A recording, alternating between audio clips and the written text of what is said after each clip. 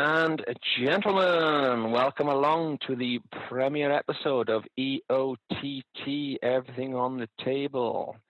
And I've been lucky enough to secure for our premiere guest, Mr. Max Egan. Mr. Egan, how are you, sir? Good, Brumi. Good to be here, brother. Thanks for asking me on. Nice to big honour to be the premiere episode, brother. Thank you. No, thank you, sir. You've been an absolute champion for coming along. So, ladies and gentlemen, as you all know, this podcast has been launched off the back of my appearance with Sean. Sean encouraged me to set up my own podcast, and I thought, you know what, yeah, I'm going to go for it. And I've been absolutely lucky enough. It just seems to be, the way the universe works. I've got, so many interesting people that I know. But Matt and we met back in 2017. He came to Swindon and did a kind of a talk at a convention in the Suja Comedy Club, which was set up and organized by a friend of mine, Danny. Shout out to Danny. How are you, lovely? And yeah, since then, 2017, I've been following Max closely, and this is a gentleman who is a tireless, and I say tireless, he's a researcher.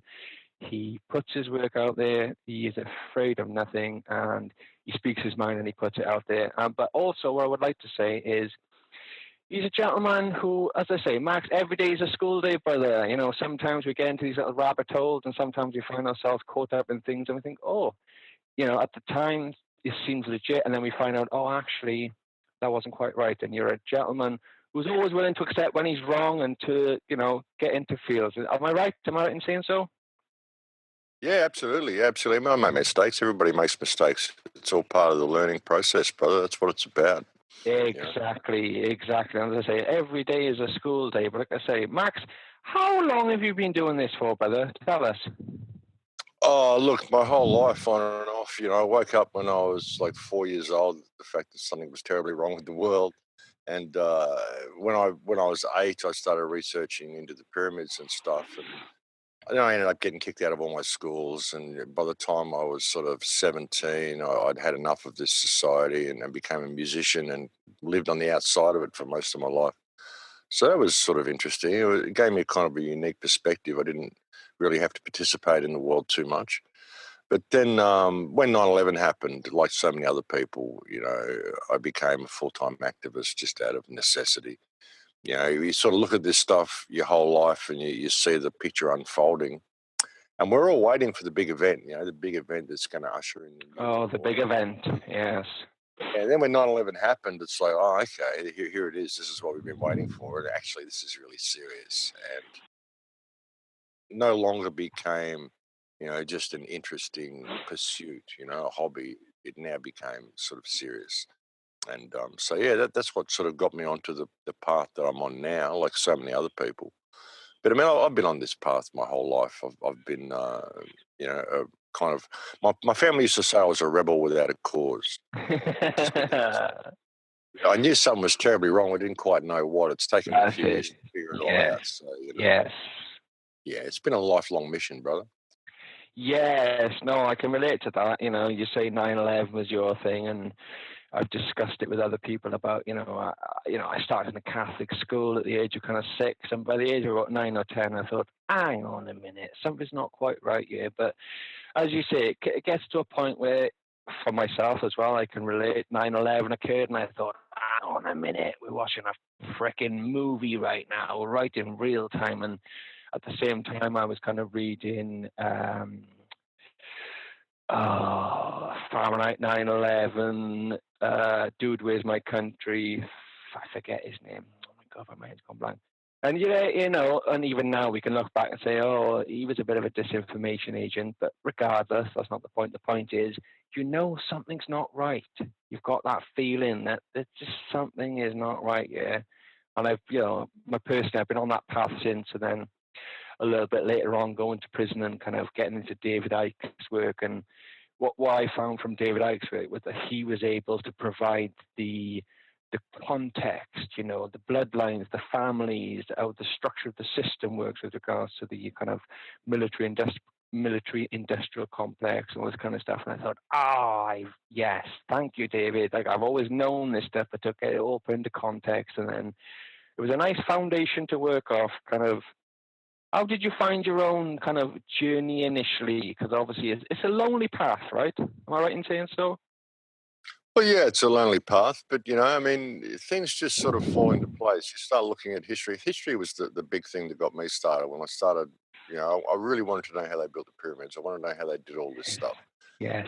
And I spent a lot of my life traveling around looking at ancient mysteries and looking at ancient monuments and trying to figure it out. It wasn't until recently I figured out they changed the timeline. The timeline's wrong. Mm. And that's where it all starts to fall into place, when you start to realize that, history's been fabricated. The whole thing's been fabricated, so, you know, what we've got here is essentially a criminal cabal masquerading as governments. If you can step back and look at the whole world, look at the thing as one big picture, you basically see it's a people farm, and you've got different countries are like different pens, and you've got different people that are managed by their governments, and they all work together. It's one big crime family, one big criminal cabal. We don't need to be doing any of the stuff that we're doing in the world today. This whole economically based reality, all these wars, all this stuff, it's all to distract us from what it means to be human.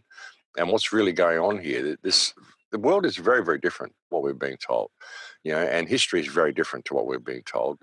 What is actually going on here? I mean, the problem is people start making claims. I think, well, this is it. I've got it figured out. And then, like you say, halfway through, oh, hang on, maybe that's not quite right.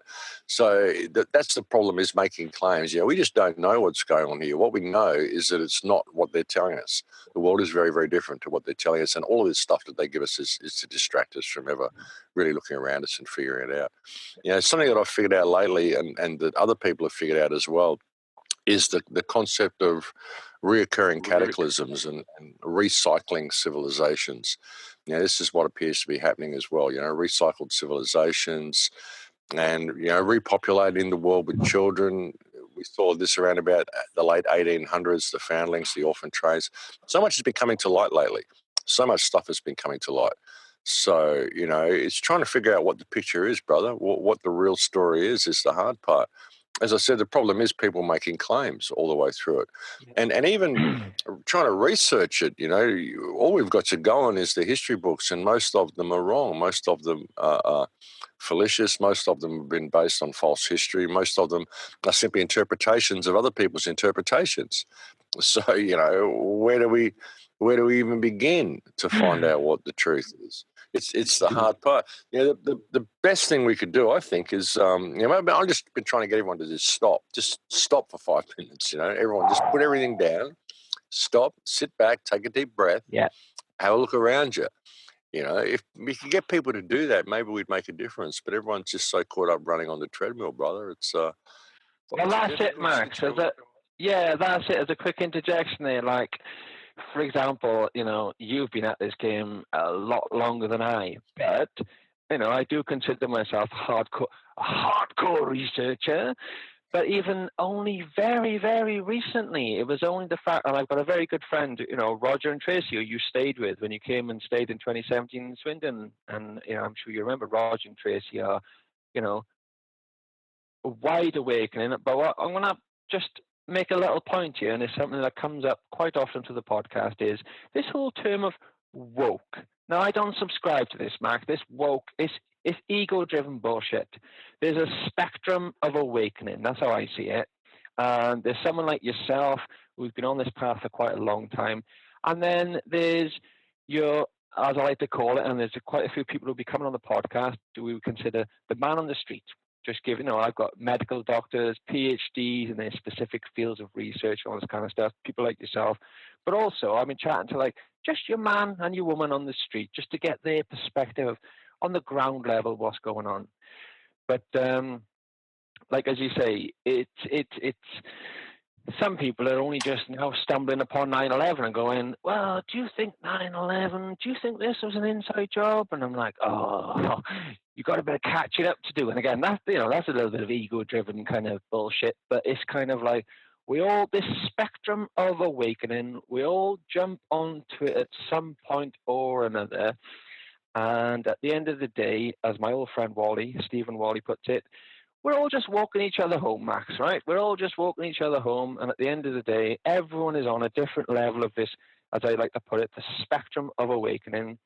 So whether you're jumping in right now and talking about, like, you know, interdimensional beings harvesting energy, it's not good talking about interdimensional beings harvesting energy to someone who doesn't even understand what, you know, veganism is or what 9/11 was all about. You know, as I said, there's this spectrum. So we're all just on some point or other on this spectrum, and this is why I want, you know, it's absolutely beautiful to have you on as the premier guest, because, as I said, you're a little bit out there on the edge, on the cutting edge, and this is where we like to be on EOTT, everything on the table, on the cutting edge. But, you know, there's no ego involved here. There's no, oh, I know more than you or any of this. It's all about just helping each other and just raising awareness of all these different issues, because we all need to be on the same page. But to be on the same page, you know, some people need to do a bit of catching up. And, you know, as you say, there's so much going on. As you say, the world is not what we think it is, right? Well, yeah, and it depends on what people want to believe as well. I mean, you know, people could say, "Oh, look, there's energy harvesting aliens or whatever," like you just said. But the thing is, you don't know. No, we don't. We do not. I think there is, but you don't know. No, we don't. The problem is that people get information and they go, "Oh, this resonates with me." Yeah. And really, what you're saying when you're saying this resonates with me is this makes me feel comfortable with my belief system. That's the problem, you know. I'll take that because it resonates with me, and then I'll get other stuff that resonates with me, and then I'll form this opinion, and then that becomes my reality. Confirmation bias, right, Max? Yeah, belief is the enemy of knowledge, as I keep saying. You know, if you adopt belief systems along the way, you're never really going to get anywhere. You've got to consider everything, but believe nothing, because there's so many conspiracies put out there. And as I said, the first film that I put out back in 2008, a film called The Big Picture, I said in the very opening chapter of that film, I said the easiest way to hide a conspiracy, a real conspiracy, is to create a conspiracy culture around it and make everything into a conspiracy. And that's what they've done. Yeah. So, you know, you can tell me what you want to believe and, you know, give me 2 days to prepare a slideshow and I'll convince you that you're right, because all the information is there for me to do it. But that doesn't make any of it true. That's the thing. You know, so we've really got to be careful of what we believe. And, you know, we get into these boxes and then we say, well, I'm more awake than you because basically I've got this belief system that you haven't adopted, is what you're saying. That's right. And now you're going to fight with other people who've got a different belief system. And you don't believe what I believe, so therefore you're the enemy. And we start fighting amongst each other, divide and conquer. It's exactly what they do. That's what they did with 9/11 as well. You know, we had the world. You know, we were really making some headway with the 9/11 truth movement. We were waking the world up to the fact that the government story was a lie. But then people started arguing over the details. Oh, how did they do it? Was it thermite? Was it micro nukes? Was it directed energy weapons? And who was it? Was it the Jesuits? Was it the Jews? Was it the Freemasons? Was it this? And so everyone starts adopting different belief systems and then arguing with each other. All we know is that the official story is wrong. That's all we need to know. That's all we need to know. Yes. That's what will wake the world up. But it's the arguing over the details. We can't even agree over the details of things and stuff that we can't possibly know, that we will never know until there's a proper investigation. You know, I have my suspicions about who did it, but I can't say it's a fact. I can't make the claim. And that's the problem. People make claims all the way through. They say this is, and you know, that's what it is. And if you don't agree with me, then you're the enemy. That's the problem. That's what they've done, and it's a very, very deliberate maneuver that's been interjected into the so-called truth movement. And the truth movement shouldn't even be called the truth movement. I mean, what is truth? Truth appears to be pretty subjective, depending on what people want to believe. You know, sure, there's an ultimate truth, but what is it? Nobody knows. No.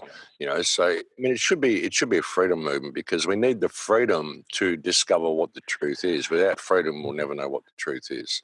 You know, and that's what this is about. It's about freedom. That's what it's about. It's what it's always been about. And anything that gets in the way of that is not acceptable. And the truth movement has, in a way, been weaponized against freedom. You know, because these belief systems, this is like weaponized belief systems, and it's a massive divide and conquer that's happened. And that's why I get so much flack, because I just don't do belief. So many people have got me to, you know, wanted to have me adopt belief systems along the way, and then promote their belief system. And I just won't do it. I don't know what the truth is, because I'm only halfway down the path. you know. So you've got to be prepared to do that. You've got to be prepared to be wrong, and you've got to be prepared to make mistakes, and it's okay to do that. You know, put it all out there and just talk about all of it and have conversations and see where it leads. That's where we're going to find the truth, you know. But if we can't respect each other in doing that, well, you know, we're never going to get anywhere. And that's been a huge obstacle to this whole movement right since the beginning. Yeah, no, that's absolutely beautiful, Max, and you've hit the nail on the head there. It's, excuse me, it's no good getting into these little kind of, oh, I understand this, I know this. This is the whole ethos of the podcast, is everything on the table. You know, I want to chat to people from every side, of every perspective, and just get it all out there, because without having every single perspective, as we say, on the table, how can we know? How can we know? You know, you've got ideas from this side, you've got ideas from that side. And as you say, where people, the minute, this is my perspective, the minute you start putting yourself in a box by saying, no, that can't be true. The minute you start saying, no, that can't be true, no, and this is the incredulity bias, as they call it, it's just so fantastic, it can't be true, and you go, no, that can't be true, you're putting yourself in a box. You're already putting yourself at a disadvantage. You have to be able to, and it is difficult, Max, as you very well know yourself. So, you know, you've been in this game for a lot longer than myself. A lot of this stuff was so programmed with NLP, neuro-linguistic programming, through the indoctrination system, which is the schooling system and all the rest of it. A lot of this stuff, you know, for those of us who unfortunately fall into that program from a young age, and some of us are able to go, do you know what, I'm not feeling this, and you kind of step aside, and that makes you a rebel, an outcast, or however you want to define it. But for those who are able to kind of just knuckle down, do their thing, start a family, get a mortgage, and then, you know, you get a little bit further down that path, and then you go, hang on a minute, like this is not resonating with my soul as a human being. Something's not quite right here. This is the, you know, this, for me personally anyway, these are the kind of people who I want to bring about and go, yes, you are right. Something isn't right here. And he said, it's a spectrum. It's a spectrum. Some of us have been a little bit kind of wiser from day dot. Does it make you any more special? Oh, let's not get into those realms. Nobody's better than anybody else. We're all equal players on the field. But some of us have just had that little bit more of an insight to go, do you know what? Yeah, it just doesn't feel right. But for those people who are kind of caught into their own little paradigms of kind of, you know, yeah, settle down, get a family, get a mortgage, have some kids, and all the rest of it, you know, it's about just, this is the idea, Mark. This is all I want to do. I just want to get everybody out on the table. I just want unity. There's so much division with all these different things. And I said, a lot of these issues that certainly that you discuss, you know, as I said, I've got your videos on my channel. I will be posting the links to your channel. You pull no punches, brother. You know what I mean? You get right into the nitty gritty. Can I ask, Max, how does your situation work? So, for example, I'm going to be chatting with Martin Leakey now in a couple of weeks, and he's got a kind of a think tank where there's, you know, 1,000 people or whatever, and they're all just piling information, and he's kind of the mouthpiece. What's your situation? How do you, obviously you do your own research, but do you have kind of certain people who kind of are funneling you information as well and that kind of stuff, or how does it work for yourself? Look, yeah, it just kind of unfolds. I mean, a lot of it is just downloads, you know, but I mean, yeah, I mean, I have people send me stuff. I have people send me information, send me emails, and you know, point out stuff of interest to me. But basically, it's a one-man show. Most of the stuff you see from the Crow House is just a one-man show. It's just me giving you my random thought flow for the week. Very Yeah. often, you know, it's just what I happen to be thinking about, and I don't have lots of people funneling me, you know, Okay. tons of information. I don't have any think tanks or anything like that. But I do get people send me stuff. You know, they'll find stuff of interest and they'll send it to me, and I'll mention it on the show. So, Yeah. yeah, I mean, a lot of it is that, but I mean, a lot of what I talk about, it's pretty obvious, really. Yeah. You know? Yeah. And what I do with the radio shows more than anything, even more than attempting to present people with information, is I'm attempting to encourage people to ask questions. Yes. You know, if you really listen to the radio shows, most of the shows are questions. You know, what is this and why is that and why? Because it's asking the questions. I'm a firm believer that you can't tell people the truth. Real truth will not be told. It needs to be realized. You know, it's like a light bulb going off in your head. And the best thing I can do is encourage people to ask the right questions, because when they ask the right questions, the right answers will present themselves. And then they have this realization, which is far more productive than me trying to tell them what the truth is. Because as soon as I tell them that I'm making the claim, and they might balk at that and go, well, hang on a minute, and then we'll get into an argument because their belief system gets in the way. But if I can encourage them to ask the right question, then the act of asking the question will lead them into the right direction, and they'll have this light bulb moment. That's what I'm trying to encourage with people. It's quite funny sometimes. I mean, I'll do shows sometimes, and the whole show will just be asking questions. And I'll have people post all these answers. Oh, Max, I think you'll find the answers here. I'm not looking for the answers. You know, I'm just trying to encourage you to ask the questions. I already know what a lot of the answers are. I'm just not letting it on. Yeah. You know, so I'm just trying to encourage you to think in the right way, and to think, you know, to expand, you know, create new neural pathways. That's the problem. Is this is what, you know, a lot of confirmation bias is we're in these neural pathways, and we're comfortable in these neural pathways. We need to create new neural pathways. And you do that by asking questions that you don't normally ask, and looking in directions you don't normally look. You know, and incredible realizations can happen when you do that. So that's what I do with the shows. And I try to structure every radio show. I try to assume that there's people that are listening to this information for the very first time. They've never heard me. They're completely in the system. I have never heard anybody. They've never been privy to any of this information. So, you know, I'll put stuff in there where someone who's completely asleep can listen to the show, and I may get a light bulb moment. And whereas someone who's pretty awake can listen to the show, and they'll get some new information from it. So I kind of walk that line in between being asleep and awake with the radio shows, and try to reach that broad spectrum of people, you know. And I think that's what it is. It's just encouraging people to ask the questions, and to look at their lives a little bit differently, and to see that they actually have value, because this whole system is about removing the value from people. And we don't actually have to, you know, mount any movement or have any big protests or do any of this sort of stuff to change this system. All we've really got to do is change our perspective, and the system will change around us. It has to. You know, the problem is that we're not prepared to do that. You know, and even with things I've been trying to organise, like days of non-compliance where nobody spends any money for a day. Yes. I mean, that's all very well, but it'll only work if the whole world does it.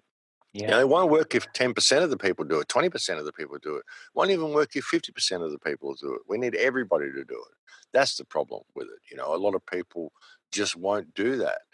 But I mean, I've been trying to encourage that since 2008, just a day of non-compliance. Everybody just don't use your credit cards for the day. Don't spend any money for the day. You know, just stay home with your family, spend some time with your children. You know, that sort of stuff would make a difference. You know, stop complying with wrong behaviours. Stop allowing, you know, legislation to get in the way of your moral compass. These are the problems that we face. If we could change our perspective in that way, we'd change the world. We wouldn't have to change the political system. We wouldn't have to change anything. You know, but this whole political system, the governments and everything they do, the theatrics of war and the economy and all the rubbish that, you know, Theresa May, Boris Johnson, all these people, it's all theatre. It's all just rubbish. You know, politicians and government is there to create problems, to give you the perspective that you actually need these people to solve the problems for you. But they create all the problems. You know, they create all this stuff to create the need for them to be there, to give themselves some legitimacy. So you think you'll actually need these people to look after you from all the shit that they do. It's crazy, you know, it's completely crazy, and it's all a distraction. A whole lot of it is distraction. It's a distraction so that we won't ever discover ourselves and discover what our true history is and discover what's really going on here. So, yeah, I mean, if people could just think outside the box a little bit and put their beliefs down and stop arguing with people who think differently to them, maybe we could get somewhere. But as it is, the entire truth movement has been kind of weaponized against itself at the moment. And a lot of it, I think, has been a fishing exercise anyway. I think that's what the whole truth movement was about. It was about finding out where we all are, you know, I think and so. also, I think so. Yeah, you're right. also, and the externalisation of the hierarchy as well. If you look at that concept, yeah, they want us to do this. They want the people to know how corrupt the system is, and the gamble is that the people will find out how corrupt it is, but they'll continue to go along with it. They'll continue to support it, even though they know the world's run by pedophiles. They know all the taxes are illegal. It's all theft. All the wars are being fought for no reason. You know, but we know all this, but we still pay our taxes. We still vote for these criminals. We still participate in the system, and that way we become willing participants in this corruption. We willingly condemn our own souls, if that's the way you want to look at it. You know, so that's what the externalisation of the hierarchy is about. That's what a lot of the truth movement has been about. It's been to make people willing participants, and also to get tabs on everybody. You know, the World Wide Web, the international net. It's a net. It's a web. What do you do with nets? You catch people. They needed to find us. That's why they made 9/11 so obvious, because they needed to find out where we all were. Where's all the free Who's thinkers? awake? Who's seeing what's You know? going on? And now Yeah. now with all the algorithms and all the stuff they're doing, they're kind of pushing it aside. So the truth movement, so-called truth movement, we're kind of in our own little echo chamber here. Yes. It's very difficult for us to reach the mainstream because we're not even coming up in searches now. So, you know, we think we're reaching lots of people, but all we're reaching is those people who are already awake, those people who think like us. And they'll all start kind of disappearing now. People will start disappearing, and things will start disappearing offline if we're not careful. That's the way they're kind of doing it with the algorithms and stuff. So, you know, the whole thing has been about, you know, like I said, it's been a fishing exercise. So we've got to be very careful at the way things are being played at the moment. I can completely resonate with that, Max, because as I said, being like kind of part of the community and kind of, you know, I like to be on the cutting edge of my own research, but kind of in the very recent last few months, I've kind of been chatting to a few different people from a few different fields. And it does seem like I'm being told, and I'm not one to cast aspersions upon anybody else by any means, but it does seem to be that there are these avenues, if we'll call them avenues, that are being set up to kind of filter in who's on the cutting edge, who's talking the real talk, who's exposing the real stuff, who are the whistleblowers, and all this kind of stuff. And it does seem to be, and at the end of the day, as far as I'm concerned, Max, you know, I'm chatting to you as the premiere episode, and as far as I'm concerned for this podcast going forward, I am more than happy to sit and chat with anybody about anything. There are no holds barred. So if anybody from any field of interest or any perspective of any kind of, you know, different variety of information want to come and have a chat, please do. Because at the end of the day, the way I see it, Max, is that if you're willing to come and have a chat with me face to face, and you know, not just me, I'm nobody special. But what I mean is, if you're willing to come and have a chat and put your information out on the table, and that's what we're about, EOTT, everything on the table, let's get it out there. And then the minute then we start having people kind of hiding in the shadows, not really wanting to get their information out, they go face to face, just stream of consciousness conversation. Then we have to start saying, well, oh, you've got something to hide. Because it's a devious, dark game. That's what we're seeing. We're seeing people, oh, he's a shill, he's this, he's an agent, he's a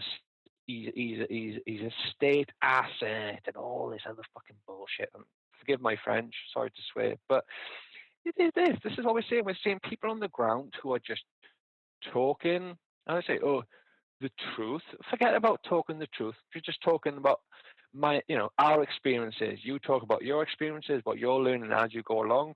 This is the whole idea of the podcast. This is just me, Jimmy James, talking about my experience, what I'm learning as I go along. And I always reserve the right.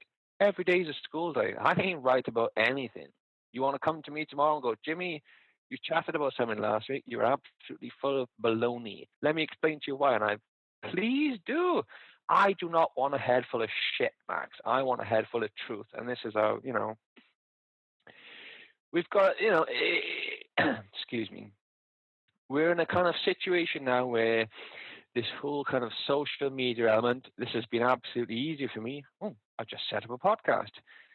I've been absolutely blessed by the universe with yourself as you come and have a chat with me, which is brilliant. And I've got so many other beautiful guests coming after yourself for the first 10, 15, 20, 25 episodes.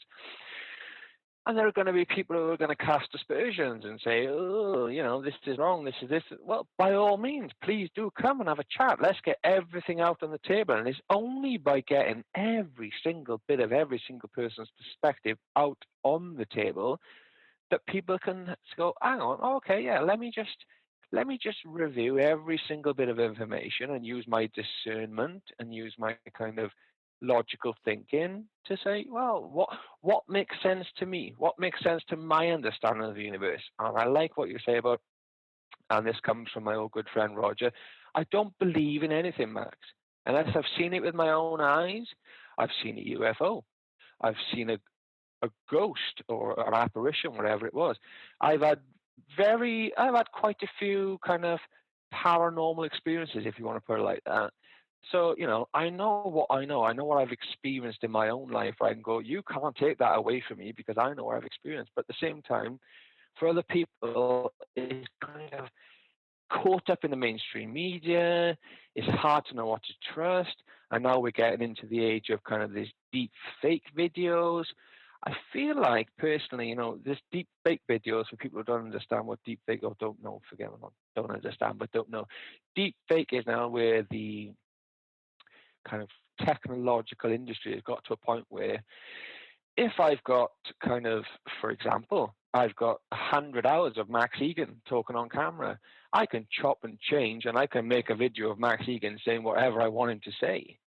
So we've come to this kind of point now with technology where videos and audio files, can we really trust them? But things like you and I now talking stream of consciousness conversations, I feel like they were getting to the point now where this is the only thing we can trust, Max, is conversations between people.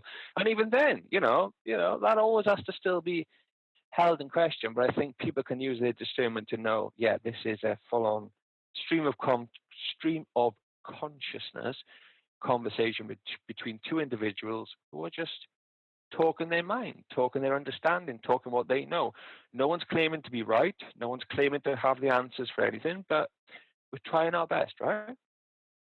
Yeah, the deep fake stuff is really changing everything because they could have people sitting there saying anything you want. All they need is about 26 words or something of your voice, and they can use that as a sample. They don't even have to have me, my face chopping and changing and doing it. They could get you, and they could put my face on you, Sneaky and have bastard. you sitting there, just have you sitting there saying whatever you want, and it would Oh, sound and look like me. I mean, that's yes. what they've done. Yeah. So, I mean, I could disappear, and they could replace me with deep fake technology, and you wouldn't even know. This is what we're up against. The problem we're facing with this is that, everyone wants to be the guru. Everyone wants to be right. Everyone wants to be leading some movement or whatever. People don't see that the way we change the world is by a simple change in perspective. And if you're not prepared to change your perspective and how you interact with people, stop supporting wrong behavior, stop, stepping outside your moral compass, then nothing's going to change. And if you were to do that, the whole world would change in a day if everybody did that. We don't need to replace the government. We don't need to replace anything. We don't need to have any revolutions. We don't need any guns. We don't need any of that stuff. All we need is for people to change their perspective. And if people don't change their perspective, it doesn't matter who comes along to lead us to this new reality. We'll end up back where we are. If we're still thinking the same way we are now, then we'll end up back here. That's the way it is. And that's what this is about. This whole thing has been about is freedom, like I'm saying. Too many people they get into this truth movement. They get into this rabbit hole of wanting to know what the truth is, and they get to whatever resonates with them. They go down that rabbit hole. They look for other stuff that resonates with them and continues to make them feel good about what they believe. And even when they've got all the information, well, okay, now what? What are you going to do with all this information that you spent your life collecting? What, you've got this big pile of information. What you're going to do is run over the government buildings with it or something? I mean, where are you going with all this? What does it mean? You know, it's about freedom. The whole thing's about freedom. The only information that you really need is the fact that the world's run by criminals, and you don't have to do any of this shit you're doing. You know, we don't need to pay to be alive. We don't need to be exploiting each other and doing all this stuff we're doing. It's ridiculous. Why is it there? Why are we trained to think this way? What are they hiding? What's all this a distraction from? Just the fact that we've got to run on the treadmill and pay to be here. Why? What don't they want us to see? You know, that's what people need to be looking at and people need to be thinking about. You know, how simply we could actually change the world with a change of perspective. But if people aren't going to do that, then nothing's going to happen. You know, I just look at it and I see, you know, the human condition as being, you know, I mean, we have so much potential. We have so much potential to make this world into anything we want to make it into. And when I see just the state of the human condition, I can't see it this way and not say something about it and not offer suggestions of how we could do something different. You know, I don't like seeing all the death and destruction. I don't like seeing all the hardship. I don't like seeing neighbours fighting with each other over all these petty issues that they think mean something that don't. You know, and it's all designed over this economic model. All these problems result from economics and result from scarcity, result from the state that we're kept in by this system. So it frustrates me to see the potential of humanity and the state of the human condition. But you know, even with this truth movement, like I said, people, all this information they're collecting, what do they intend to do with it once they've got it? What's it for? What are you collecting it for? You know, people, you know, will look at all of this stuff and they spend their lives collecting it. And then they get to like 70 or 80 years old and now they've got all this information. Well, now what? What was it all for? You wasted your life sitting there reading all these opinions of other people's and getting all this stuff in your head. Did you find yourself anywhere along the way? Did you find what it meant to be you? Did you find your reason for being here, what this experience was all about? Or did you just sit there and gather all these other people's experiences and formed your opinion about it and sit there paranoid for your whole life? I mean, is that what it was all for? You know, so, you know, what are we even doing with all this? What's it all for? You know, too many people, I think, are just sitting there gathering information and becoming paranoid and thinking that's what life's about. And that's not going to change anything. You know, getting all this information that you think is real and think resonates with you isn't going to change anything. You know, what's going to change things is when we apply ourselves to this world we live in by simply changing our perspective and applying that new perspective to the world. You know, perspective of compassion and, you know, in Lakesh, like I finish every radio show with in Lakesh, I am another yourself. We are all each other. Yeah. You know, if we can apply that understanding to the world, and apply that understanding to our personal interactions every day, we will change the world in a day. And if we're not prepared to do that, it doesn't matter what movement anybody mounts. It doesn't matter who you vote into office. It doesn't matter what great new invention you come up with or any of this stuff. None of it means shit. You know, it's all about a simple change of perspective. And you've got to wonder why this perspective has been put into us. Think about it. You know, think about why we think the things we think, why we do the things we do, why we have this opinion of other people and this division in our society, why it's all there, who's put it there, you know, why you're thinking the thoughts you're thinking. Are they even your own thoughts? Do they even come from your own life experience? You know, these are the questions people need to ask. You know, and these simple questions are life-changing questions. That's how you change the world. These are the questions that I was asking when I was 4 years old and 5 years old and 8 years old. Yeah, and that's why my world has been different, I suppose, to other people's. Why I lived on the outside of society and watched this freak show, because it was just a freak show to me, you know. So, you know. I was just saying, it's a very difficult. It's a very difficult kind of you know, truth to realize that actually, you know, these governments and all the rest of it, they're all working in cahoots. There's no, you know, America running the show, their military. Like, to these people who are actually running the show on the ground in America, they have no loyalty or kind of love for the ground that they're working upon. They are individuals working towards a centralized plan for centralized control, a globalized central control. So whether they're working on the ground in America or the UK or Australia or wherever else, they don't, and forgive my friends, they don't give a fuck about the people on the ground. They're not working towards the people that they're supposedly representing. They're working towards a bigger picture. And it's a very difficult thing. You know, I kind of come to a realization of what was going on and thought, hang on a minute, now what the bloody hell's going on here? And you see what's going on, and the more you research, and it comes to this kind of, how I say, you zoom out. This is the way I put it, right? As a youngster, you kind of grow up and you watch the TV and you watch the news, right? And then you see the weather, and the weather shows, you know, my little area of, you know, South Wales and all the rest of it. But when you get a kind of a real grasp of the picture, you zoom out. You see, oh, right, the UK. Then you see, you know, the globe, and then you see the whole picture. And you know, these people who are in these positions of power and control, they've no loyalties to the geographical positions and where they're placed.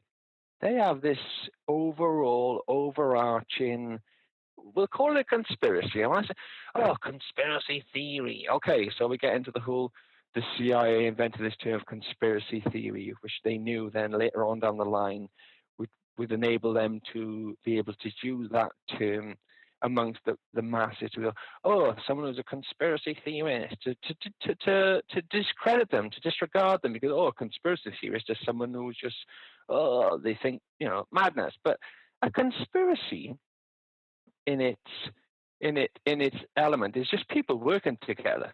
So a legitimate conspiracy is a company. You know, how many companies have we got with? Monsanto, all of that. These are legit, so-called legitimate conspiracies. It's when you get into illegitimate conspiracies, you know, conspiracy to provide drugs or to commit murder or the rest of it. You know, it's been very, very, very well played out. And the reason being is because the people who are in control and running this shit been doing it for a long time. They understand psychology. They understand how the human mind works. They understand how to use us and abuse us. And that's what they've been doing very, very successfully. But you know what? We've come to a point where, as I always like to say, in the age of technology and information, in the age of information, ignorance is a choice. Am I right? Absolutely, especially, you know, with the information we've got now. I mean, the question is how much of it can you trust, the information? But You're right. You are right. You are right. Yes. yeah, but they wanted to make everything a conspiracy, and the term conspiracy theory, so it discredits it. So all conspiracies must be theories, you know. Yes. But you know, it's not true. There is a conspiracy. But yeah, I mean, you're right. None of the politicians have any loyalty to their geographic locations. It's one big worldwide crime family, and it's all working towards an agenda. And you can really look at it if you really look at the empire of the three cities. You've got the Vatican controlling the spiritual aspects of the world. You've got London controlling the financial aspects. You've got the District of Columbia controlling the military aspects. Boom. And really, Exactly. that's how the world works. And they all work together. It's all the same thing. You know, America's linked to Australia through taxation. America's linked to England through taxation. It's all the one thing. All the Australian state police forces are all run out of the District of Columbia in the United States. The District of Columbia is basically run by London. So, you know, the whole thing's the one show. It's all the one big puppet show. All these countries are just yeah, like I said, it's a people farm. You've got different pens with different CEOs of different corporations running each little section of people farm. And, you know, I even wonder whether it's, you know, there's recycling situations happening where they're just recycling populations. They're just lifting the population up and then culling them, then lifting it back up and then culling them. Recycled history, recycled cataclysms, recycled civilizations, even recycled cities. You know, when you start looking at the concept of the mud flood and the fact that there's so many buildings that are buried below ground, so much stuff below ground that we're not aware of is there. This has been found all around the world. So, you know, what's going on here? I mean, we don't know. Nobody knows what's going on here. Nobody knows what the real history is.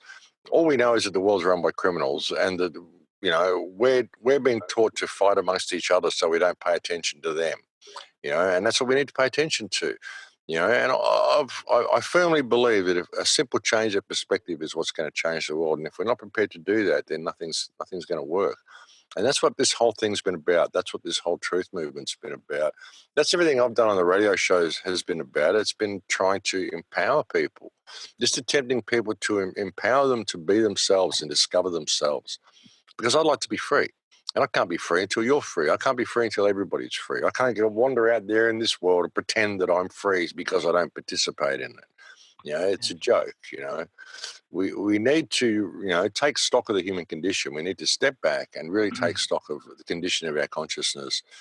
And, we're not going to get any joy from this system at all. It's just, getting people to see it because they're so distracted. They're so distracted with the rigors of living and paying to be alive and collecting all the toys that they think they need, which will make them into being a better person, make them happy, bring them the happiness that they want. We've basically got a lot of really lonely, really disconnected, really lost people wandering around, trying to find happiness in the latest trend or the latest item that they've bought, and having a complete lack of knowledge of themselves. And they don't even know what it is they're searching for because they don't know what it is that's been stolen from them. We've lost so much of what it means to be human. We experience so little of what it means to be human, less than 1%. If you really look at the state of our biology, our physiology, our pineal gland being shut down. Look at some of the ancient cultures and the focus they put on human anatomy, on the brain stem, on the pineal gland, on consciousness. It's there in all their teachings. It doesn't matter if you read the Rama, you read the Ramayana, read the Indian teachings, the Egyptian teachings, the teachings from South America. It doesn't matter whether they're talking about wars or politics or gods or whatever. There's always a spiritual overtone. There was always this stress on human physiology, on the brainstem, on the pineal gland, on consciousness. Why is that so missing from our society? Why do we look at this stuff as merely being esoteric teachings? We think that all it is to be human is to have a nice suit and a big house and nice clothes and a big pile of shit to climb to and a pretty wife and 3.5 kids or something. There's a lot more to being human than any of that stuff. All of that stuff is superficial. There's so much involved with the human experience that we're unaware of. And that's what we need to get back to, brother. That's what we've lost. And all of this stuff is to distract us from that. Even most of the truth movement is to distract us from that. There's so much of everything is to distract us from what it means to be us and to put us in a position where we will never discover ourselves. And that's where the key is. That's the key to everything, brother, is in a rediscovery of the self. And I say rediscovery, simply a remembering of what it means to be human, because the memory is there. That's why a lot of the stuff I say on the radio show, people say, wow, it's like you're speaking my own thoughts. It's like I already knew this stuff. I just didn't know I knew it. And I'm like, well, yeah, that's the point. That's what I'm trying to say. That's why I'm just encouraging people to ask the questions. I can't tell you about you. All I can do is encourage you to ask questions about you so that you will rediscover you. And that's the key. In that rediscovery, we'll change the world in 3 seconds. If there was just this epiphany and everyone just went, shit, I remember. We changed the world in literally 3 seconds. Just bang, everyone changes their perspective and stops complying with wrong behavior. We changed the world that quickly. Bang, it's done. So, what's it going to take? What's it going to take? That's the question. What's it going to take to do that and to help people rediscover that in themselves? Get people to stop judging themselves and stop judging other people by what they look like or the size of their front door or what they're wearing or whatever. It doesn't matter. It's all irrelevant. It's all stuff that's been put there so that you will judge people by that way because you actually think it's important when it's not. We're a very superficial society. It's all about looks and youth and all this sort of stuff. So we never really discover the real people because we only want that which is physically attractive to us or emotionally attractive to us or, it's a weird sort of sense of priorities that have been instilled into us. But none of it is about being human. And that's what we need to get back, brother. And the moment we get that back, we'll change the world. And that's been the message the whole time. And too many people in this movement want to be gurus. People come in and they've got their own particular field of research, and here I am, I'm the expert on this or the expert on that, and I will tell you everything you need to know about this. It's not about any of that. They don't know. It's just their opinion. What you need to know about is yourself. And that's the only thing anybody will ever be an expert on is their self.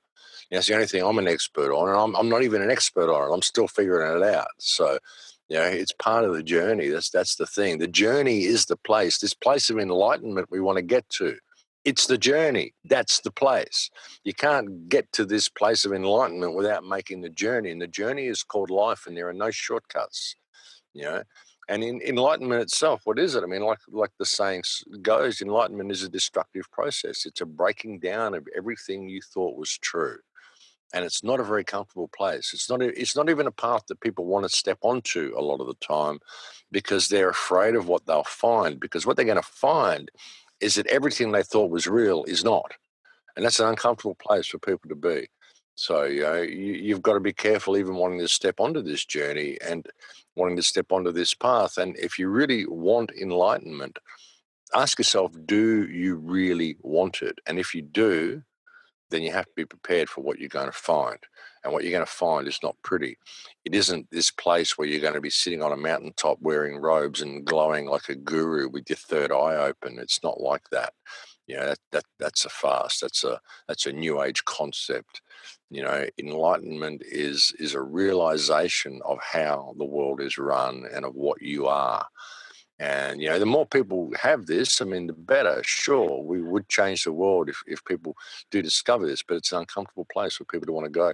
I guess that's why the world remains in the state that it's in, because as much as people say they want to be this thing, they obviously, many times they don't. They're afraid of ever really discovering their true power, because if they discover, well, they might have to do something with it, and they might have to take a little bit of responsibility for the state the world's in.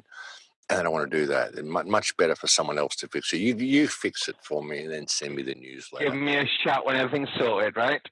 Yeah. I'll know that it's safe to go outside then. Oh, this is it, Max. This is it. And like everything you're saying is completely resonating with me 100%. And the thing of it is, as you say, you have to take that first step into the little path of, am I willing to? Because, as I said, it's a spectrum. It is a spectrum, and we're all at some place, across our spectrum. But for those who are at the kind of, we'll call it, for argument's sake, the early days of the spectrum, are you willing to just look? Can you please just to look up? As I said, I don't own a mobile phone anymore. The only reason being is I swapped, addiction to drugs to addiction to technology. And I was hooked on that little bastard in scrying mirror, and I was there 24/7. But can you just look up? And for those who are willing to look up, just willing to look up and go, right, well, all right then, okay, we're willing to accept things aren't quite as, I was led to believe that they are. Let's have a little look, and we can all get to that place.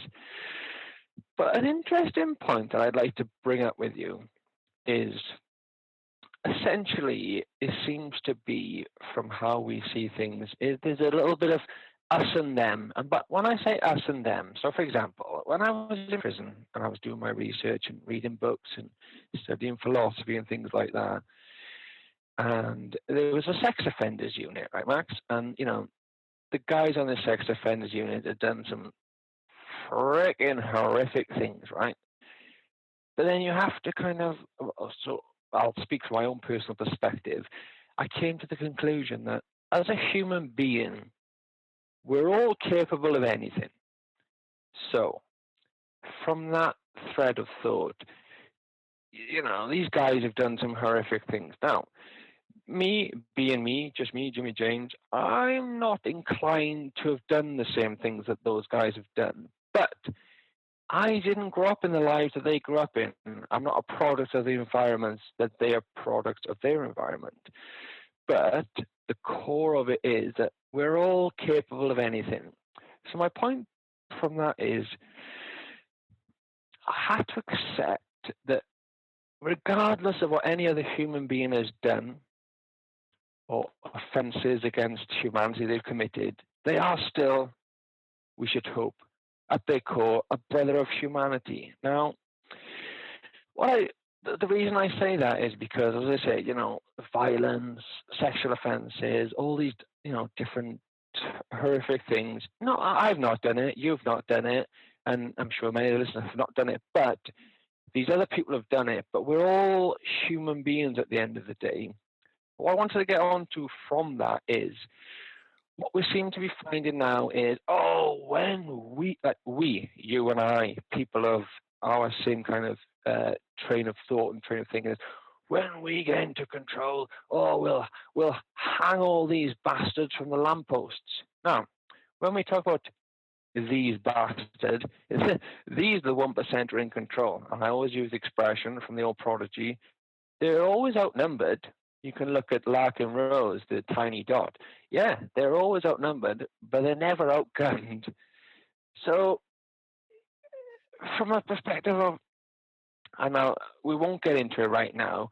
We can get into a later date of, whether the single controlling force is a human force. It might not well be a human force. We talk about misanthropic, this element of control that's running shit. They're not even human beings. That's a different, we don't need to get into that right now. But what I would like to get into is the fact that, we get into the elements of SRA, right? Satanic ritual abuse, where these people from these 1% families are controlled through SRA, where they are satanically ritually abused as young children, and then, mind control, put in these positions of power. It's no, look, this is how I personally feel. It's no good as the light side, the right side, however you want to put it, going, right, yeah, as soon as we get all these bastards, we'll round them all up and we'll hang them all from lampposts. It's like, oh, well, hang on a minute now. Let's just take a step back, because if you're threatening someone with their lives, then they're not going to come to the fold. And if we are going to get this kind of, which is what we need to be able to change the situation, is this unity between all parties. And if there are, human beings who have, unfortunately, are you familiar with Jay Parker, Max? Do you know about Jay Parker and his work and his talks? Yeah. So Jay Parker I saw Jay Parker on Joe Lomax, and this is a gentleman, and I would suggest anyone would please go and look at Jay Parker's, interviews with all these different people who he's spoken to. This is a gentleman who, according to his narrative, and I've no reason to doubt him, he's 13th generation Illuminati family. He got to about the age of maybe 40, 45, whatever it is, and his programming started to break down, and he started remembering horrific things that happened to him, horrific things that he had done himself, due to this. This is SRA. This is not really mainstream stuff. This is not stuff people like to talk about, because it is dark, it is dirty, it is disgusting. And as I mentioned, I was chatting to Caroline Stevens this week, and I quoted yourself saying, when you start looking into this stuff, and I've looked into it very deeply, it leaves a dirty, dark stain on your soul. There's no way around it. It really does. And it's not for everyone. Some of us are a little bit more inclined to go a bit further down certain rabbit holes than others. My point being is, for argument's sake, we are all human beings, and we, as I said, we can get into the extended kind of understandings of what certain people think about certain things. But at the end of the day, if you're a human, I'm a human face, you're a human face, the rest of us are working in these situations are humans, whether they're being controlled or implanted, or they have demons implanted them. Well, all this kind of random explanations for the same thing. It's no good putting the fear of death into people who are a part of the system, because most of them, am I not wrong in saying, are victims within their own right? Now, granted, if they are still continuing to commit these heinous acts, for which they were bred into, or whoever lack of a better expression or terminology, are bred into and to do their thing. But for those who are willing to kind of break out of that program and go, do you know what? Yes, I am a part of this system. I no longer wish to be. I want to be with the people. I feel like this. Am I making any sense to you, Max, about what I'm saying there? Does it? Yeah. Like, I know what you're saying. We can't. I don't personally want to hang anyone from any lamp. No, me neither. I'd like to bring them back into the fold. I mean, Yes. do a program to do it, and it's because of the life that they've been brought into. I mean, there's some people who are genuine psychopaths, and that's Yes. just like that. Yes. We'll get them, put them on Christmas Island. We'll give them all a hammer they can have. I said this the other day. I said, let's put them all on their own islands, and let's have military boats patrolling around the islands to make sure them bastards don't get off. But go on, say it as you were. Yeah, but I don't want to. I don't want to put anybody in jail or kill anybody. I don't need revenge against anybody. You know, I mean, I just don't. I mean, for all the bad shit that's happened to me in my life, I don't need revenge against anybody. You know, I just want to move forward from this point. You know, I'd like to bring them back into the fold. You know, I'd like all of humanity to change their perspective. I mean, sure, the psychopaths probably won't, but they'll weed themselves out. We'll see who they are. You know, like I said, put them all on an island. Let them be the sufferers. You know, let them decide their own fate for themselves. I don't want any part of it. I don't want that karma of being the ones who decided their fate for them. It's not my position to do that. You're right. You know. Yeah, I mean, I don't have a vengeful bone in my body. I can see a better way for the human race to go, but I can understand, like you say, we're all capable of doing terrible things. It's in everybody. It's the people who won't admit that it's in them that are the real problem. These are the ones that you'll probably find are the psychopaths. Yeah. You know, oh no, I would never do that. Well, yes, you would. You know, you could. Yeah. I guarantee I could put you in a position where you'd rip someone's head off. Not a problem. You know. You just got to, it's just the right situation to raise that emotion in people, and it can be done. Yes. So, you know, we're all capable of doing these terrible things, and revenge is no way to move humanity forward. Like I said, even if you pull all the leaders out of power, you know, you get all the Clinton Foundation, get all these people, all these pedophiles, all these people, take them out to Christmas Island, hang them all. Okay, now what? Exactly. Now what?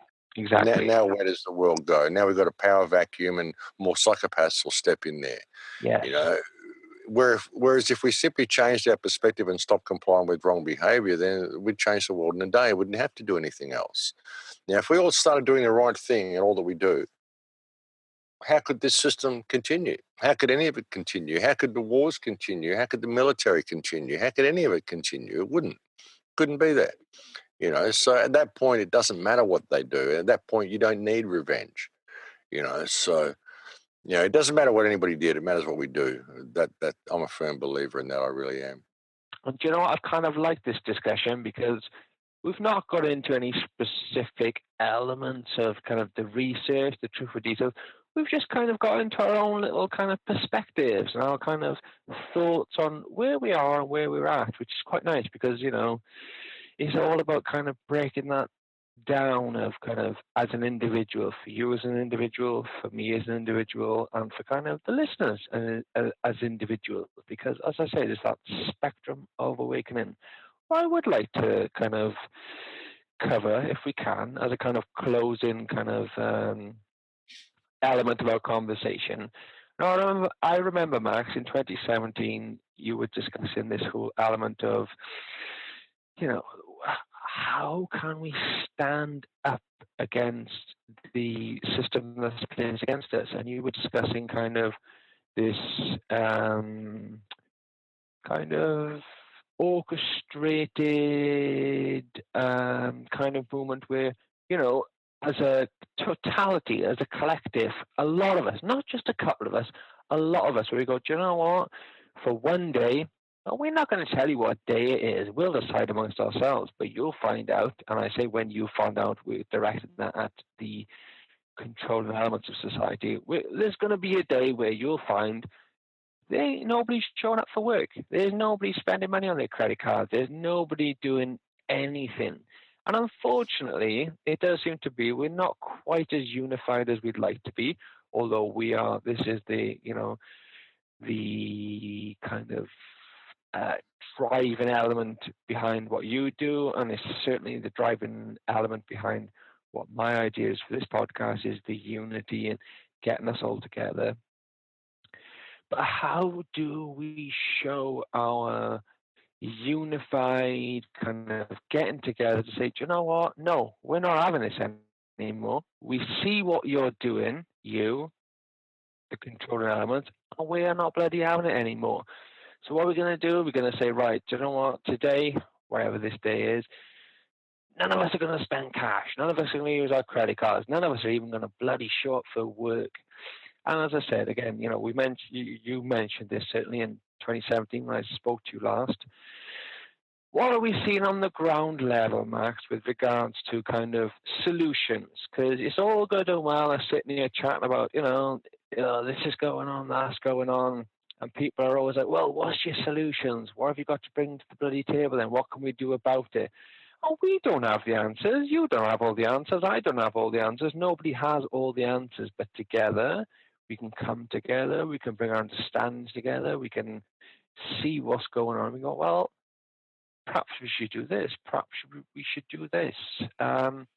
I saw a guy the other day, and I forget his name, and forgive me. I will be hoping to speak to him soon, and he's over in your domain, over in Australia. And these guys are apparently setting up kind of in his words, an Amish community. It's not quite Amish because they still utilize the full technology, but they're just looking at kind of adopting a new paradigm, just a different way of living. And at the end of the day, the way I see it is we have to do this on a grassroots level, community by community, parish by parish, however you want to kind of describe it. That's the only way to do it. And when, for example, Max, there is a community quite local to ourselves. It's Frome. Now, in Frome, in the UK, every single one of Frome's elected representatives are independently elected representatives. So they've got a real nice little model going on down there where they have their little council meetings and everybody comes in and they're like, right, what's going on? What do you want to do? And, individuals on the ground come in and go, right, well, this is what we want to do, whether it's regards to, community project or all these kind of different things. What are we seeing on the ground, Adam Max? You're a guy, you're in big demand. You're all over the planet, the globe, the plane, however you want to describe it, but you're all over the shop. What are you seeing on the ground level, Max, where people are actually putting good works together on the ground level, on a grassroots level, something that's going to translate outwards into a higher level? Because we're working against centralized power. Centralized power is what's against us, and we're on the flip side, on the ground level, as communities, individuals. What are you seeing on the ground level? A nice little kind of, enterprises, projects, things like that. What are you saying, brother? Well, there is the odd community happening. I mean, there are a few communities happening here in Australia that are sort of off grid and back to Aboriginal law and stuff like that. But what we've got to realise, I think, is what's created the need for us to create these communities is the fact that the world's heading for hell in a handbasket, and it's still continuing. I mean, in many ways, building these little off-grid communities, you're kind of isolating yourself from the larger community. We need to change the larger community is the issue. We really do. I've seen a lot of action being taken against 5G and stuff like that, which has been really good. That's inspiring people to realise that they actually can make a difference if they simply stand up and do the right thing. See, that's been my argument the whole time. When I say, a day of non-compliance, a day where no one spends money, that would be great. But I've been trying to get people and motivate them into that since like 2008. And we need a lot of people to do it. It's not going to make a difference if just 10% of the population does it, or even 20% or 30%. You need the whole population to do it. And it's very difficult to motivate people into that. So you've got to find ways of inspiring people to take action on the ground and helping them understand that they actually have value. They actually have power. You actually can make a difference if you're prepared to stand up and make your voice heard. That's the hard thing is just getting people to even want to do that to begin with. You know, most people, like I said earlier, they just want to get the newsletter to tell them that the world has changed. They want the world to change. They just don't want to have to participate in making that change themselves. So 5G has been working. 5G, I've seen all sorts of, you know, non-conspiratorially minded people standing up against 5G just for the health aspects of it. So that's been a good thing that I've seen on the ground. But ultimately, it's got to come down to us changing our perspective. That's the only thing that's going to change the world. You know, like I said, we could change the world in a day if we changed our perspective. It's what's going to inspire people to do that. So as far as it being grassroots action that's needed, yeah, grassroots action, but you know, even with a community, if you create an alternate community, you've got to get people to come and participate in it, and they're sort of standoffish and, you know, well, what are your rules and what's this? And again, you've still got a council making decisions for you and all sorts of stuff. You know, we need people to be responsible enough to be able to make their own decisions because they're educated enough to be able to make their own decisions. So, you know, what we have to do really is be a shining light in your own community. You know, change yourself and influence those people around you to change themselves. That's how the world will change.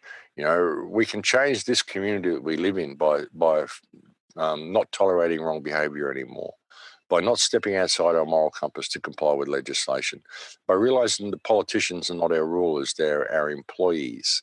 They're people we employ to manage infrastructure for us. We don't have to do what they say. We need to question them when they ask make these demands of us. You know, so it's just that change of perspective that's going to change things. And if people aren't prepared to change their perspective, it isn't going to matter what communities people create. It isn't going to matter what movements they mount. None of it's going to matter if they don't change their perspective. That's the whole thing, you know. There's a great cartoon someone put out there. It's all these people and there's politicians standing there going, who wants change? And everyone puts their hands up. And then he says, who wants to change? And no one puts their hands up. That's the problem. Yeah. That is the problem, you know what I mean? If we change our perspective, we don't have to do anything else. And anything else we do isn't going to work if we're only doing it to improve our own personal life. It's like even when people are voting for politicians, and most people vote with their pockets. Most people vote for the politician which promises them the most tax cuts. You know, they know what's right in their mind. They know all these people are billionaires anyway, and we shouldn't even be electing them to power. And the fact that they're billionaires shows that they don't give a shit about you. They only give a shit about their billions and other billionaires. You know, it's the weird thing money does with people. What are you even electing people with that much money to office for? People that can spend billions of dollars on their election campaigns. What's that all about? You need some guy off the street, some gardener or something to be the one, you know, elected to the supreme position because he's experienced a little bit of what life's about on the ground. None of these billionaires have. You know, some of the people, the clubs that they join where they've got to burn a £50 note in front of a homeless person, all this sort of stuff just to be in the club, you know. So, you know, these are the sorts of people we're electing to power. You're not going to get any change by petitioning these people and creating a new community and saying, look, see, we did it. You need to follow our model. Please, sir. None of that. You don't need to do any of that. You need to simply change your perspective on the ground and say, who the hell are you people? That you can even be making these demands of us and calling it law. What is this stuff that you're calling law? It's not natural law. It's actually contravening natural law. And it's anti-human what you people are doing. You know, when legislation is causing people in society to be discarded, then we need to discard the legislation. It's as simple as that. You know, so that's where the change has got to come. You know, it's got to change when people change their hearts. That's the only thing that's going to change the world. That's why all of this truth movement and people saying, well, what's your solution? I need you to provide me with some piece of paper that you've written down a game plan that I can now give you my approval for because I think I'm someone important, but I'm not prepared to change anything inside myself, which would change everything around me in a day. I want you to come along and structure a plan for me that I can approve and give it my signature, and then I can put it into work. But I'll still continue to go and do my job and do all this stuff and do all this shit that's participating in the system. But I'll think the world has changed because you've given me your game plan. It's ridiculous. You know, people need to change what's in their hearts. That's what will change the world, and nothing else will change the world. That's the problem. Max, I can feel your passion there, brother, and as I say, it resonates me with 100%.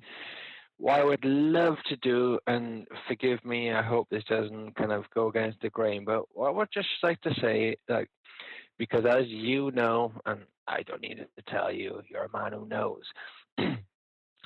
Forgive me, there are going to be people who come against this information and they're going to be like, Max Egan, who the bloody hell is Max Egan? You know, people say, he's a shill, he's a state asset, all this kind of thing. What do you say to these people, Max? And this is something I ask all my guests, it's not just yourself, because at the end of the day, like I said, this podcast is all about unity. It's all about bringing people together. But there are always the doubters. There are always the doubters who say, well, who is this guy? Where does he get his information from? Is he a state asset? Is he a shill and all this and I'm going to say it, fucking bullshit, because I know you, brother. I know what you're about. But, just tell us, because I know this is something you come up against day in, day out. Just if you wouldn't mind, brother, just a little, as a closed-in little parsimony, what do you say, brother, to the people who say this, these, because it's that kind of cognitive dissonance, isn't it? Because what doesn't fit with your understanding, you go, this guy, he's talking about stuff that doesn't fit with my understanding of reality.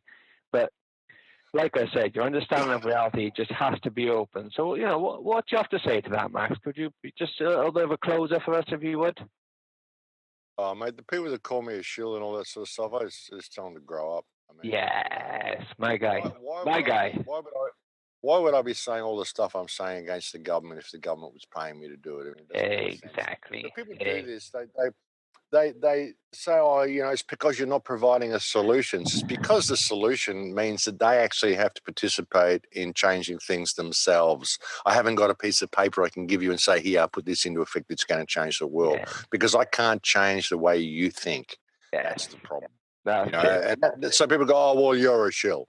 You're not thinking like me. You're not thinking in the box that I've constructed for myself because I've adopted a belief system and I think all the world fits in this little box and you're in a different box. So therefore you must be the enemy.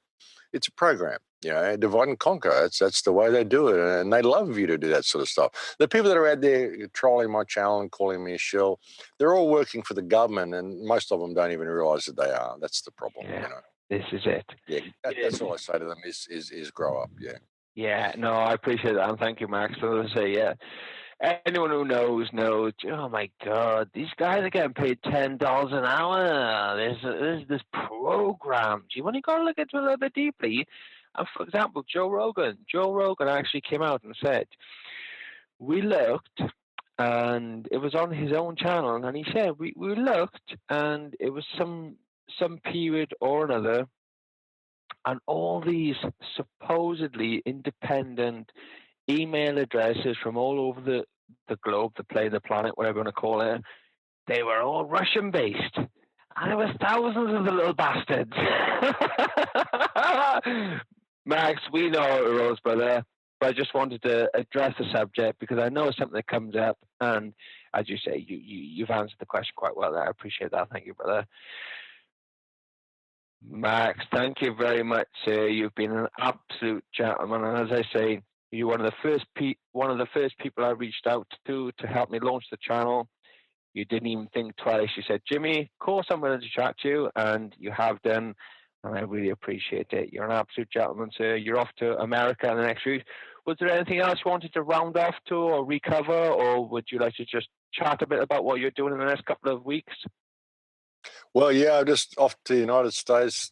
Tomorrow's my last day here, and I got so much to do over there in 5 weeks that I'm going to be there. I've got to go to LA, then Philly. Brilliant. Back to LA, then up to Mount Shasta, then across to Spokane, then down to Denver, then back to LA.